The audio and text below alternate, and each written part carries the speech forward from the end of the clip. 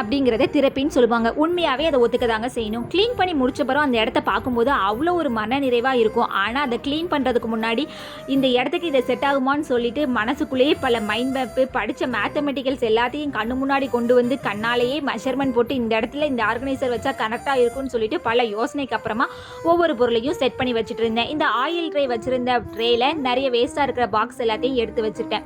எப்போ தானே யூஸ் பண்ணுறோம், அதனால அங்கே இருக்கட்டும்ட்டு. அப்படியே இந்த சைடில் உள்ள கவுண்டர் டாப்பை முடிச்சதும் அந்த சைடில் பெருசாக எதுவும் இல்லை, லைட்டாக தூசி மட்டும் தட்டி வச்சுட்டேன். ஆனால் என் பின்னாடி இருந்த கவுண்டர் டாப் இருக்குது, அதில் அவ்வளோ ஒரு தூசி. மிக்சியில் இருந்த ஜூஸ் எல்லாம் வடிஞ்சு அதில் தான் இருந்திருக்கும் போல். அதையும் நீட்டாக தட்டி விட்டுட்டு எப்போ தானே இந்த மிக்சியை யூஸ் பண்ணுறோம், அதனால் கீழே எடுத்து வச்சிடலான்ட்டு கீழே எடுத்து வச்சுட்டேன்.